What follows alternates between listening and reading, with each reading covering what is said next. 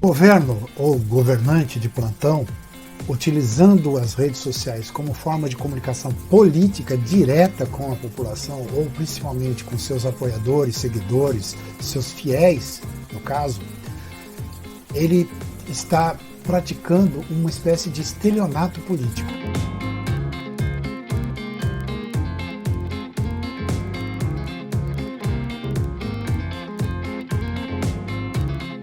Esses governos ou esse modo de comunicação por parte de alguns governos tem como intuito desinformar, tá? Se não a população como um todo, desinformar os seus seguidores, os seus apoiadores, para que possa mantê-los aí mobilizados em torno desse apoio, em torno dessa causa, para que se possa governar.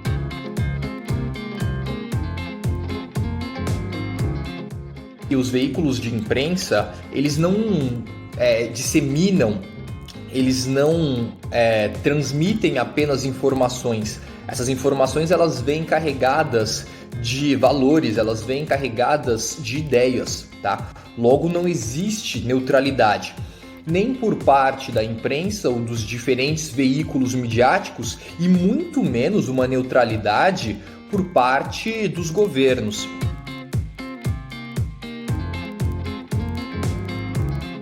Credibilidade é tudo em comunicação.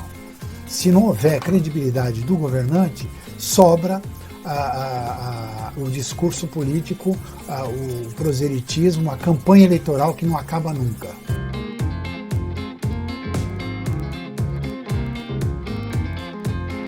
As redes sociais são muito importantes para que a população tenha acesso às notícias do governo. Uma das fontes seguras é a SECOM, ou seja, uma Secretaria Especial para a Comunicação Social.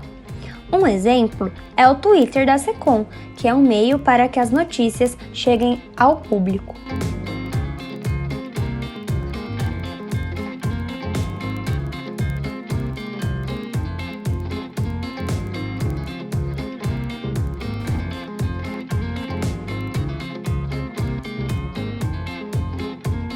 O que está acontecendo é apenas um embate político nas redes sociais de um governante, de seu grupo político, de sua família, provocando a polarização, provocando o confronto político, não o conflito político. E isso não é nem um pouco bom do ponto de vista da cidadania, do ponto de vista dos interesses da democracia.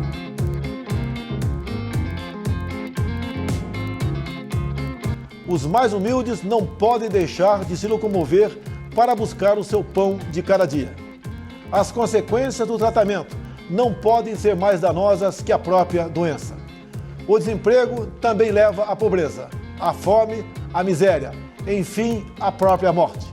A economia é a principal preocupação e o governo se isenta de qualquer responsabilidade pelo cuidado da população. Exatamente o que Hannah Arendt define como espaço social.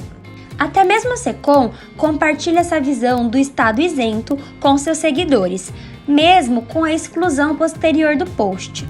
Porém, quando se trata de pessoas públicas, há outra questão.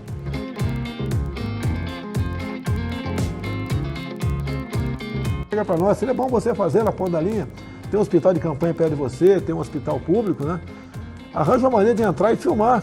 Muita gente está fazendo isso, mas mais gente tem que fazer para mostrar se os leitos estão ocupados ou não, se os gastos são compatíveis ou não.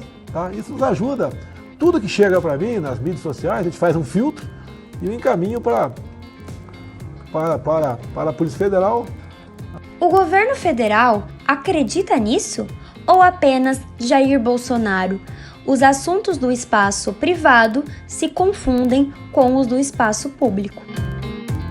Afinal, quem está falando é o governante ou é o governante, o Estado, o governo oficialmente instituído, ou é a pessoa do governante, o político governante que está fazendo proselitismo, doutrinação e está provocando uma certa polarização na sociedade.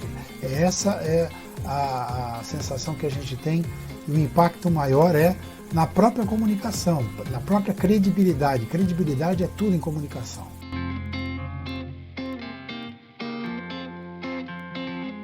Há nas notícias deturpadas pensamentos alienantes que opõem-se ao saber e estabelecem crenças inabaláveis. Ainda que refutadas pela razão e pelo fato verídico, pessoas não estão abertas a receberem novas propostas e ideias.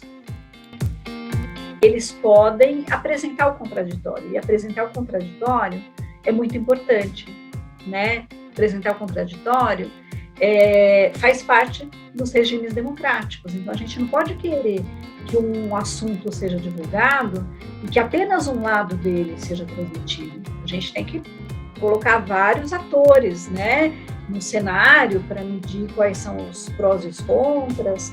Tem assuntos que são mais polêmicos, tem assuntos que são menos polêmicos, mas é importante apresentar visões divergentes. Compartilhar informações falsas sobre a pandemia pode trazer grandes riscos para a saúde pública, incentivar o preconceito e resultar em mortes.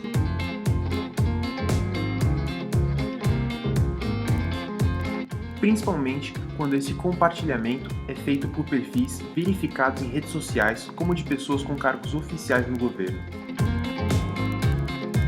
É preciso ficar bem claro o que o governo faz nas redes sociais, o que o governante faz nas redes sociais. É uma conversa de botequim, é uma conversa com amigos, é uma conversa de proselitismo político, de debate político intramuros, entre seus apoiadores e seguidores nas redes sociais. É preciso que o governante tenha clareza que existe um mundo real e existe um mundo virtual. Não é censurável que um governo utilize as tecnologias para levar sua comunicação ao cidadão. Que o Estado faça isso, que estimule a participação, isso é saudável, inclusive. O que não é saudável é você ter um debate político empobrecido por injúrias, calúnias, difamações e a provocação de uma polarização artificial. É preciso que o governo mostre a que veio, que o governo coloque para a cidadania o que está sendo feito, preste contas do que está sendo feito e que o Estado faça cada vez mais, do ponto de vista democrático, dê estímulos ao cidadão para participar. A partir das entrevistas realizadas, percebe-se que alguns brasileiros têm consciência de que a comunicação oficial pelas redes sociais é falha.